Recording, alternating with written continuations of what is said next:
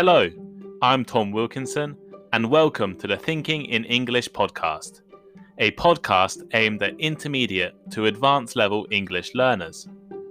On today's episode, I'm hoping to give you some tips to improve your writing ability.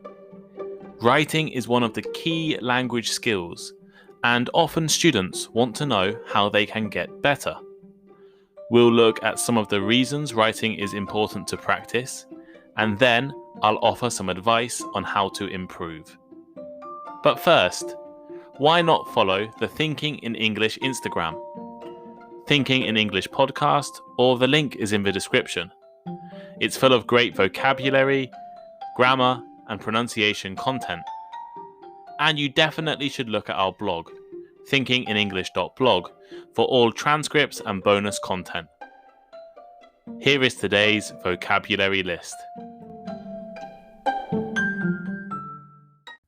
As always, the written list is available in the description of the podcast and also on our blog, thinkinginenglish.blog. To reinforce. To reinforce. To make something stronger. For example, the pockets on my jeans are reinforced with double stitching. Aspect. Aspect. One part of a situation, problem, subject, etc. Which aspects of your job do you enjoy the most? Element. Element. An element is a part of something. For example, the movie has all the elements of a blockbuster. Flow. Flow. If discussions or ideas flow, people talk and exchange information in a relaxed way. For example, ideas flow more easily in an atmosphere of trust. Factor. Factor. A factor is a fact or situation that influences the result of something. For example, people's voting habits are influenced by political, social, and economic factors. Perfection. Perfection. Perfection is the state of being complete and correct in every way.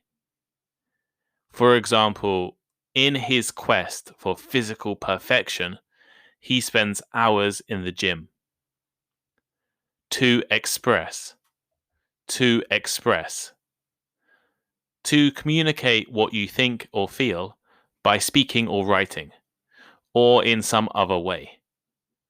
For example, children often express themselves in painting. And finally, to analyze. To analyze. To study or examine something in detail, in order to discover more about it. For example, researchers analyzed the purchases of 6,300 households.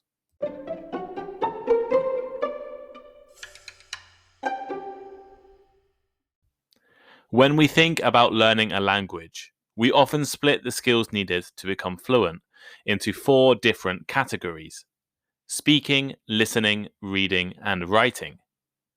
Even though writing is the final skill we learn in our native languages, it is usually one of the first we learn as language learners.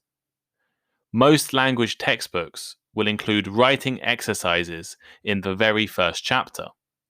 In fact, it is actually common for learners to be most confident in writing and reading, and least confident in listening and speaking. Yet, this is the opposite when it comes to our own languages. Naturally, we first learn to listen, and then to speak. We learn to read, and then to write. Importantly, writing is a skill that can always be improved, and should be improved. Why should you practice writing? For some learners, writing is essential. If you want to study abroad or study in English, you need to write. If you want to work for an English-speaking company, you need to write. If you want to contact people abroad by email or letter, you need to write. However, for others, writing doesn't always seem to be too important. Many people prioritize speaking, listening, and reading because they consider these skills to be more useful in everyday life. In fact, I didn't properly study how to write in Japanese until I actually left Japan and returned to the UK. However, once I started studying writing, my overall language level increased. Writing helps to reinforce the grammar, vocabulary, and idioms you have learned or studied. It can also help you to become more creative with the language you use. To write clearly, it is crucial to understand and be able to use the most fundamental aspects of language. In English, this includes grammar, punctuation, and sentence structure, as well as vocabulary and spelling. If you can use all of these elements accurately, your writing will also be accurate. Similarly, improving each one of these elements will also improve the quality of your writing. For instance, using more advanced grammar, more diverse vocabulary, and more interesting sentence structure will help you advance your skills. When thinking about writing, it is important to remember that there are different purposes and styles of writing. Writing can be for personal use, maybe a diary or a to-do list. It can be for an audience of one person, or for an audience of many. In addition, your audience can be known or unknown. If you are writing a letter to a friend, you know your audience. That letter is only going to be read by your friend. However, if you are writing a blog on the internet, your audience is much larger and unknown. You don't really know who is going to read it. We need to change the way we write depending on our audience, depending on who the audience is and the size of our audience. Perhaps use informal slang and casual grammar when you are messaging a friend, but use advanced vocabulary and complicated sentence structure when you are writing a work report. So far, I have tried to give you some reasons why writing is important and told you a few things that could improve your level. However, most of the people listening to this podcast probably know that improving your vocabulary and so on will improve your writing. So now, I want to give you a few practical tips that you can try to use in your daily life. Read. This might seem obvious, but I would argue most people don't know how important reading is to writing.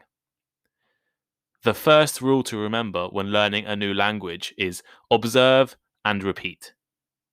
I'll say that again. Observe and repeat. Observe and repeat. The more you read, the better your writing will become. The more you observe written English, the better you will be able to repeat that written English. You will learn different styles of writing, pick up the natural flow of good English, and learn how to use vocabulary, grammar, and punctuation in context. I remember having a conversation with a university professor a few years ago who mentioned that you could easily tell the difference between a student who enjoyed reading in their free time and a student who never read. Readers are able to express their ideas much more fluently in writing. So this is tip number 1. Read. What should you read? Well, this depends on a lot of different factors. What are you interested in? What level are you? What type of writing do you need to do? Generally speaking, the more advanced book, or the more advanced the article you read, the more advanced that your English language level will become. A good place to start is with the website Engu. I will link this in the blog, which produces daily news articles aimed at English learners. Goodreads recommends well-written books, and magazines like The Economist are excellent for people interested in reading about current affairs, politics, and economics. And I'm actually a subscriber of The Economist.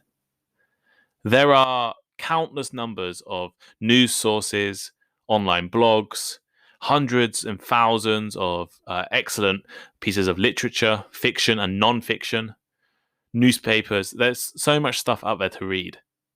So I would really recommend finding something that interests you and something that you will feel comfortable with reading regularly, and just try to read as often as you can. Write something. My second tip is also very obvious. Write. Just write something.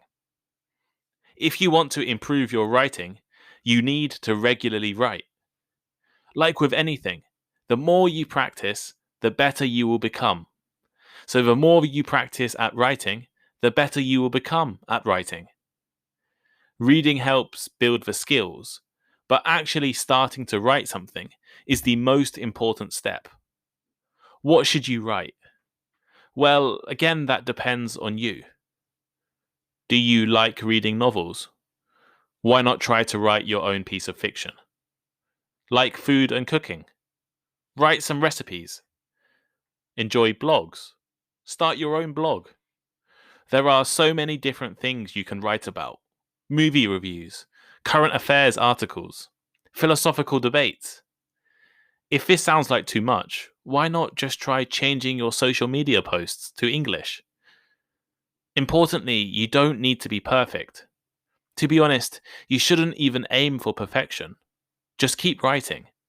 Practice makes perfect. I have so many students ask me for advice and tips on how to write or how to improve their writing. But when talking to them, I realize they never write anything. They just want me to tell them how to improve. Well, the only way you're going to improve is by writing. Just start writing something. Keep a diary. My third tip is to keep a diary or a journal. Keeping a diary can force you into writing every day. Make it part of your daily routine when you wake up or when you go to bed. They also allow you to compare your writing over time and hopefully see the improvements you are making. I know some people who keep detailed diaries of what they do every day.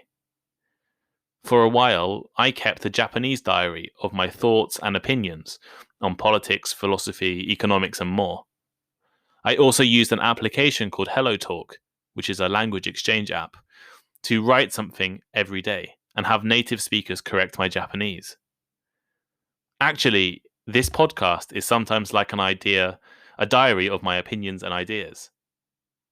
I always recommend that any student who keeps a diary practices expressing their opinion in English, practice analyzing an issue, and considering different sides of an argument.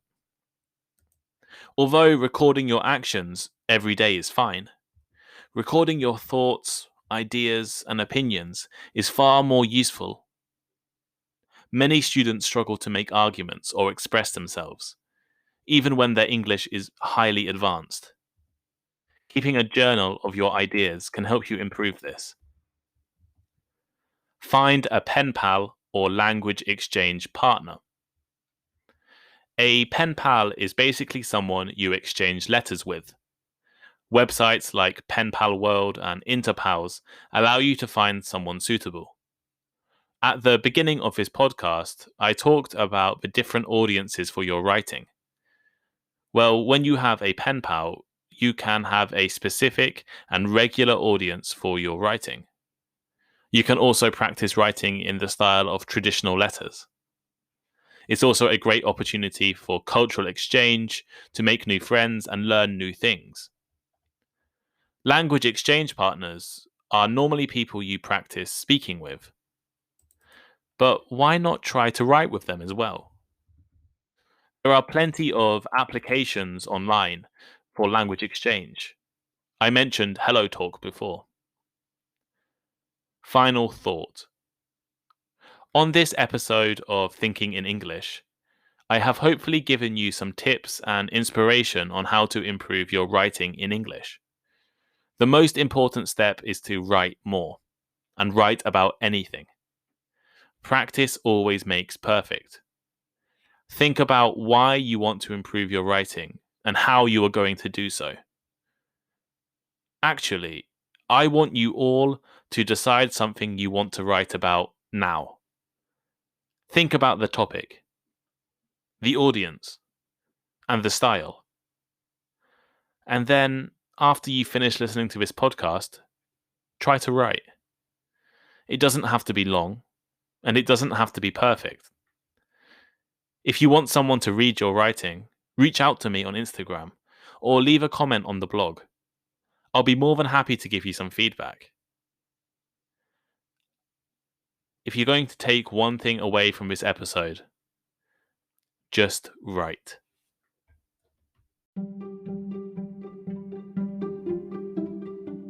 Thank you for listening to today's episode of Thinking in English. Please share with your friends, check out our social media links in the description, and send us a message. We really appreciate all of your feedback. If you have any ideas for topics, future podcast guests, or other learning formats, please let us know.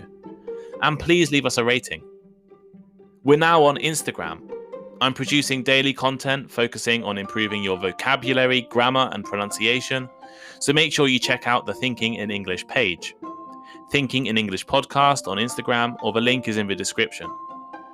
Instagram is also probably the best way to contact me. All transcripts of the podcast are now available on the Thinking in English blog.